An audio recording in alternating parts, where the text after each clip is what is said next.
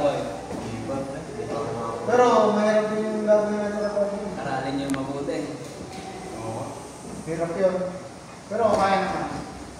Sana matapos natin ng mga oras. Ano yan, friends? Mga simpleng sangkap na kung minsan mahal. Agriculture ay pagkaroon ng sustainability at profitability at magsasaka. Dapat paano nila yung pagkakatata ito po yung backlog of the economy. Ang sitwasyon ng mga magsasaka natin.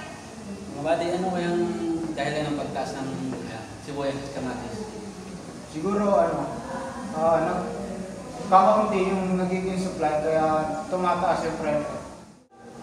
Lagyan natin pumunta ng palengke para malaman natin kung ba't mataas ang presyo ng sibuyas at kamatis. Pwede naman, para malaman natin yung mga presyo ng pagtaas. Tara, yayain natin sila. Magtanong-tanong tayo. Tara. Let's go sa Volante! Tara guys, i-interview.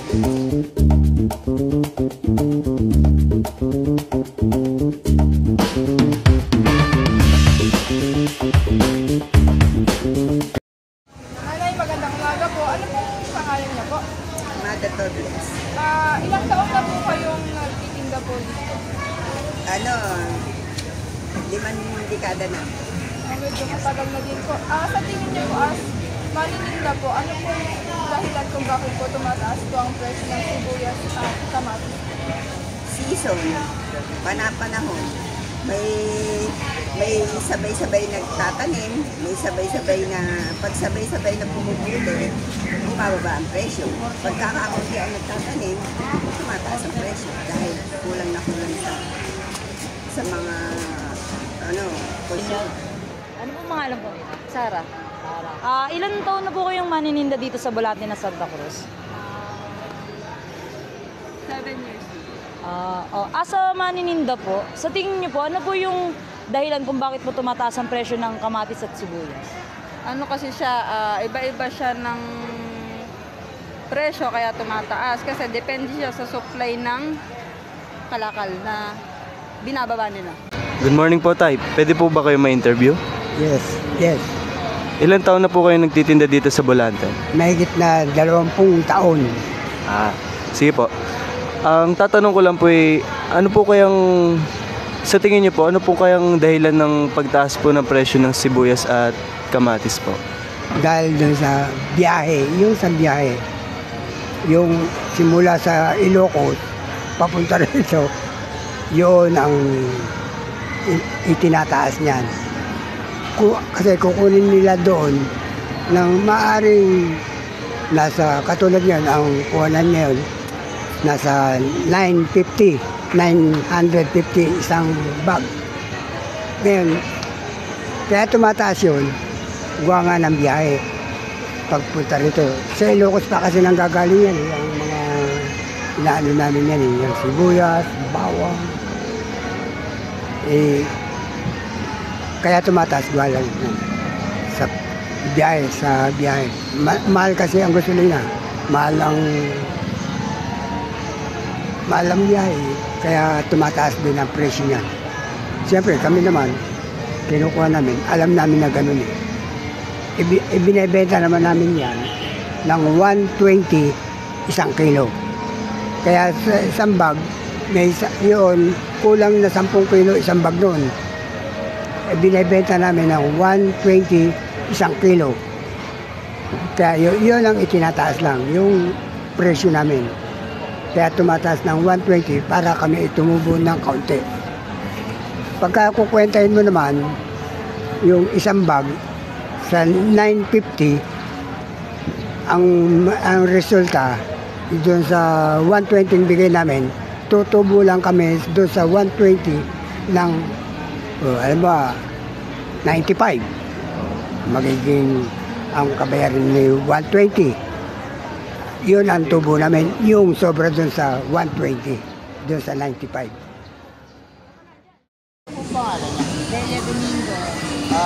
Bilang isang mamimili po, ano po sa tingin niyo yung mas kadalasan na nagmamahal? Yung sibuyas po or yung kamatis? Sibuyas. Bakit Lalo po? na ngayon pag tag-ulan na talagang namataas ang presyo ng sibuyas. Hello, good morning po, nanay. Ano pong pangalan nila? May tatanong lang po ako. Ano po kayang madalas magmahal? Yung kamatis o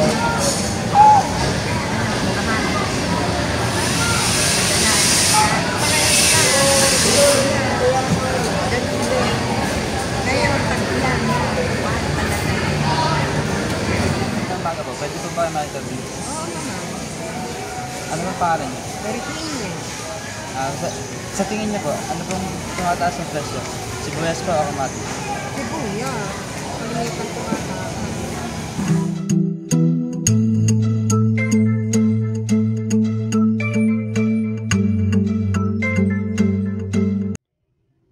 We interviewed 3 sellers and 3 consumers for a total of 6 people, wherein they were asked why the price of onions and tomatoes increased. To comprehend things, let's conduct an analysis to comprehend the issue and how it affects the price swings. In which Nanay Mada, a seller, said that it was because of the season why the price of onions and tomatoes increased, along with Nanay Lelia and Nanay Becca, a consumer. On the other hand, Ma'am Sara and Tatay said that transportation costs affected the price of onions and tomatoes. Meanwhile, the 3 consumers consistently identified onions as pricey. So in conclusion, onions were consistently more expensive than tomatoes. These price changes are often caused by supply and demand, as well as seasonal factors. That's why we use the scientific method to explore and find the difference.